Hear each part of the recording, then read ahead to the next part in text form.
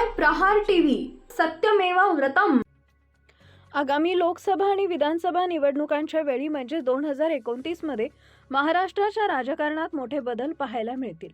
उद्धव ठाकरे हे पुन्हा भाजपसोबत जाऊ शकतात, तर सध्या सत्तेत असलेले उपमुख्यमंत्री एकनाथ शिंदे हे आपले सर्व शिलेदार घेऊन शरद पवार यांच्याशी युती करतील, असा खळबळजनक दावा ओबीसी आंदोलक लक्ष्मण हाके यांनी केलाय। ते रविवारी सोलापूरमध्ये प्रसार माध्यमांशी बोलत होते। यावेळी लक्ष्मण हाके यांनी महाराष्ट्राच्या राजकारणात खळबळ उडवून देणारे दावे केले।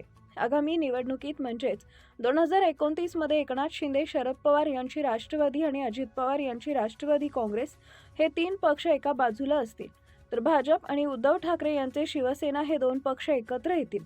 राज ठाकरे यांच्या महाराष्ट्र नवनिर्माण सेनेला जनाधार उरलेला नाहीये। राज ठाकरे यांनी अनेकदा भूमिका बदलल्या, त्यामुळे राज ठाकरे यांनी आणखी काही वर्ष तयारी करण्याची गरज आहे, असं मत लक्ष्मण हाके यांनी व्यक्त केलंय।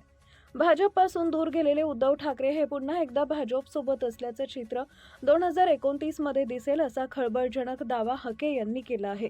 यामुळे महाराष्ट्राचं राजकारण पुन्हा एकदा ढवळून निघेल आणि याची सुरुवात नुकत्याच झालेल्या पंचायत राज निवडणुकीत दिसल्याचं हाके यांचं सांगणं आहे।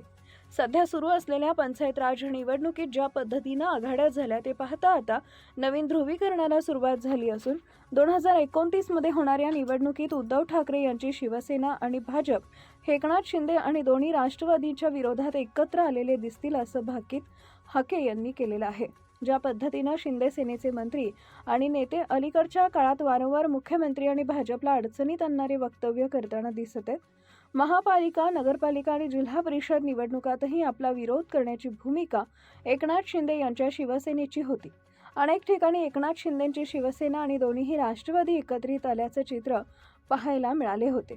अजितदादांच्या मृत्यूनंतर निर्माण झालेला स्पेस भरून काढण्यासाठी एकनाथ शिंदे जोरदार प्रयत्न करतील। ज्या पद्धतीनं त्यांनी पंचायत राज निवडणुकीत राष्ट्रवादीला सोबत घेत भाजपला विरोध केला होता, ते पाहता या तीन पक्षांची आघाडी पुढील निवडणुकीत दिसेल, असं भाकीत लक्ष्मण हाके यांनी केले आहे।